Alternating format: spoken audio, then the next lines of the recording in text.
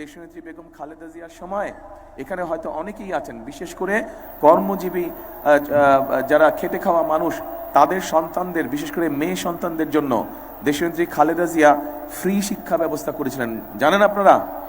আচ্ছা, তো এখন দেশনেত্রী খালেদা জিয়া ওনার সেই পরিকল্পনার মাধ্যমে হাজার হাজার লক্ষ লক্ষ নারীরা সেদিন শিক্ষার আলো পেয়েছে।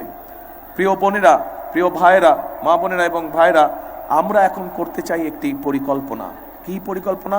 আপনারা হয়তো এরই মধ্যে শুনেছেন একটি নাম, সেই নামটি হচ্ছে ফ্যামিলি কার্ড। শুনেছেন নামটা? হ্যাঁ। এখন এই ফ্যামিলি কার্ডের মাধ্যমে আমরা গ্রাম থেকে শুরু করে শহর পর্যন্ত, বিশেষ করে খেটে খাওয়া মানুষ যারা আছে, তাদের গৃহিণী যারা আছে, হাউসওয়াইফ যারা আছে, তাদের কাছে আমরা এই ফ্যামিলি কার্ডটা পৌঁছে দিতে চাই। এবং এই ফ্যামিলি কার্ডটার মাধ্যমে তাদেরকে আমরা প্রতি মাসে 7 থেকে 10 দিনের একটা সহায়তা, হয় নগদ অর্থ অথবা প্রয়োজনীয় যে খাদ্যশস্য, সেরকম কতগুলো খাদ্যপণ্য আমরা তাদেরকে দিব।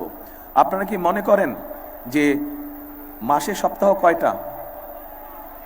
4টা সপ্তাহ, 4টা। 4 সপ্তাহের মধ্যে যদি অন্তত 5 দিন বা 7 দিনের একটা সাপোর্ট যদি এই খেটে খাওয়া মানুষের পরিবারগুলোকে দেওয়া যায়, তাহলে কি তাদের উপকার হবে? আচ্ছা, রাইট, তাদের উপকার হবে। এবং আমরা যদি কয়েক বছর ধরে এটা চালু রাখতে পারি, তাহলে যেই মেয়েরা আজকে শিক্ষার আলো পেয়েছে, বিগত 25 বছর ধরে শিক্ষার আলো পেয়েছে, মেয়েদেরকে আমরা স্বাবলম্বী, অর্থনৈতিকভাবে নারীদেরকে আমরা স্বাবলম্বী করে গড়ে তুলতে চাই।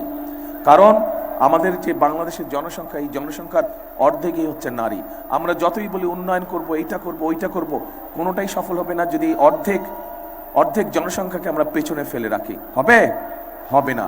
সেজন্যই আমরা মাদেরকে, নারীদেরকে আমরা ফ্যামিলি কার্ড দিতে চাই। এখন আপনাদের তো পরিকল্পনা হচ্ছে 12 তারিখে ধানের শীষে ভোট দিবেন। আমাকে বলেন তো, আমার এই পরিকল্পনা কেমন লাগলো আপনাদের? ভালো লেগেছে? আপনারা কি মনে করেন মানুষের উপকার হবে এটাতে? আচ্ছা, হবে না। আপনার হিসাব আপনি বুঝে নিয়ে তারপরে আসবেন, পারবেন? আপনি যদি একদিন একটু পরিশ্রম করেন, ইনশাল্লাহ আগামী 5 বছর আমার যে পরিকল্পনার কথাগুলো আপনাদের সামনে তুলে ধরলাম, আমরা পর্যায়ক্রমিকভাবে এই পরিকল্পনাগুলো বাস্তবায়ন করব। কারণ আমরা যত যাই বলি, এই বাংলাদেশই হচ্ছে আমাদের প্রথম ঠিকানা, এই বাংলাদেশই হচ্ছে আমাদের শেষ ঠিকানা। যেহেতু এই বাংলাদেশই আমাদের প্রথম ঠিকানা, এই বাংলাদেশই আমাদের শেষ ঠিকানা, সেই জন্য এই দেশটাকে সুন্দরভাবে গুছিয়ে তুলতে হবে, সুন্দরভাবে এই দেশটিকে আমাদের সাজাতে হবে। নিজের ঘর আপনারা সাজিয়ে রাখেন না? ঠিক একইভাবে দেশটাও আমাদের নিজের ঘর, বিশাল একটা ঘর। এই পরিবার, এখানে দেশের মানুষ যে থাকে, বিশাল একটা পরিবার। কাজেই আমরা সকলে মিলে যদি চেষ্টা করি, তাহলেই আমরা আমাদের কাঙ্ক্ষিত সেই বাংলাদেশ আমরা গড়ে তুলতে পারবো। এবং সেই জন্যই একটা কথা আমি বলি, ওই ব্যানারের মধ্যে লেখা আছে, দেখেন তো আপনাদের পেছনে কি লেখা আছে? করব কাজ, কে বলেন দেখে? করব কাজ, গড়ব দেশ, সবার আগে বাংলাদেশ। করব কাজ, গড়ব দেশ, সবার আগে বাংলাদেশ। কাজেই জনগণের অধিকার পাহারা জনগণকেই দিতে হবে, যাতে সেই অধিকার রক্ষা হয়ে থাকে। জনগণের অধিকার প্রতিষ্ঠিত করতে হবে। এবং আপনারা যদি আমাদের পাশে থাকেন, বিএনপির পাশে থাকেন, জোট প্রার্থীদের পাশে থাকেন, তাহলেই আমরা ইনশাল্লাহ সফলভাবে ধীরে ধীরে সমস্যার সমাধানগুলোর পথে এগিয়ে যাব। আজকে এই যে এরা হচ্ছে ধানের শীষের প্রার্থী, এবং এখানে একজন আছেন আমাদের জোট প্রার্থী। চেনেন এদেরকে চেনেন?